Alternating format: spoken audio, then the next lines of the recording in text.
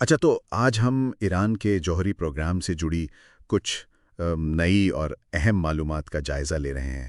یہ معلومات ہمیں ملی ہیں بین الاقوامی جوہری توانائی ایجنسی یعنی IAEA کی رپورٹ سے۔ جی، اور ساتھ ہی بین الاقوامی امور کے ماہرین کے تجزیے بھی ہیں۔ بالکل۔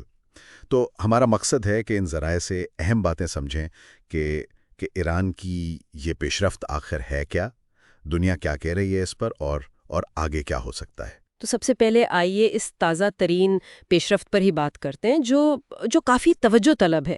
اطلاعات ہیں کہ ایران نے 60% تک افزودہ یورینیم کی مقدار کافی بڑھا دی ہے۔ جی ہاں، بالکل۔ IAEA کی جو تازہ ترین رپورٹ ہے وہ یہی بتا رہی ہے۔ ایران کے پاس اب 60% تک افزودہ یورینیم کی ایک قابل ذکر مقدار ہے، یعنی وہ یورینیم جسے ری ایکٹر یا ممکنہ طور پر ہتھیاروں کے لیے تیار کیا جاتا ہے۔ اچھا۔ اور یہ مقدار آپ دیکھیں فروری 2025 کے مقابلے میں تقریباً 50% زیادہ ہے۔ 50%؟ ہاں یہ تو بہت زیادہ ہے۔ جی۔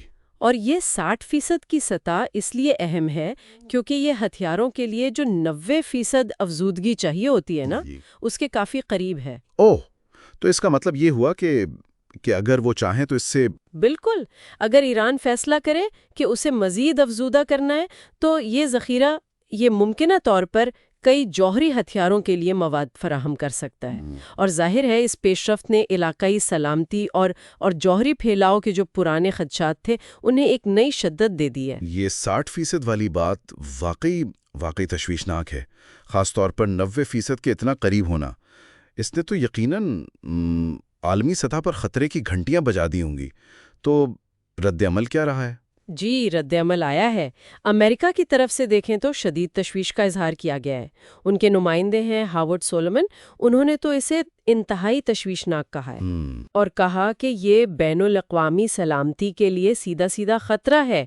اور انہوں نے ایک اہم بات کی نشاندہی بھی کی کہ ایران واحد ملک ہے جو جوہری ہتھیار تو نہیں رکھتا، لیکن پھر بھی اتنی زیادہ سطح پر یورینیم افزودہ کر رہا ہے۔ یہ ایک غیر معمولی صورتحال ہے۔ یہ واقعی ایک منفرد اور خطرناک پہلو ہے۔ اچھا، اور اسرائیل، ان کا کیا رد عمل ہے؟ اسرائیل کا رد عمل جی وہ زیادہ سخت رہا ہے۔ اطلاعات تو یہی ہیں کہ وزیر اعظم نیتن یاہو وہ ممکنہ طور پر یک طرفہ کارروائی پر غور کر رہے ہیں۔ یک طرفہ کارروائی یعنی فوجی حملے؟ جی، حتیٰ کہ فوجی حملوں تک پر غور ہو رہا ہے، ایسا ذرائع بتا رہے ہیں، باوجود اس کے کہ امریکہ اور دوسرے ممالک شاید اس کی مخالفت کریں۔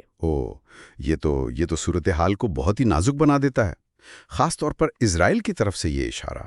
اگر یہ کشیدگی بڑھتی ہے تو طویل مدتی اثرات کیا ہو سکتے ہیں؟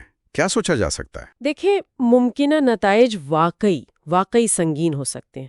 اگر خدا نہ خواستہ ایران جوہری صلاحیت حاصل کر لیتا ہے تو خطے میں ایک تباہ کن ہتھیاروں کی دوڑ شروع ہو سکتی ہے۔ ہتھیاروں کی دوڑ؟ جی، پڑوسی ممالک خود کو غیر محفوظ محسوس کریں گے، ہے نا، تو وہ بھی شاید اپنے جوہری پروگرام شروع کرنے کا سوچیں۔ بالکل۔ اس سے نہ صرف مشرق وسطیٰ میں عدم استحکام بڑھے گا بلکہ جو عالمی کوششیں ہیں جوہری عدم پھیلاؤ کی، ان کو بھی بہت نقصان پہنچ سکتا ہے، ناقابل تلافی نقصان۔ لیکن کیا سفارتی سطح پر کچھ نہیں ہو رہا؟ کیا بات چیت کے دروازے بند ہیں؟ نہیں، مکمل طور پر بند نہیں ہے۔ یہ یاد رکھنا بھی اہم ہے۔ امریکہ اور ایران کے درمیان وہ جو پرانا جوہری معاہدہ تھا، اس کی بحالی کے لیے مذاکرات کی کوششیں وہ وقفے سے جاری ہیں۔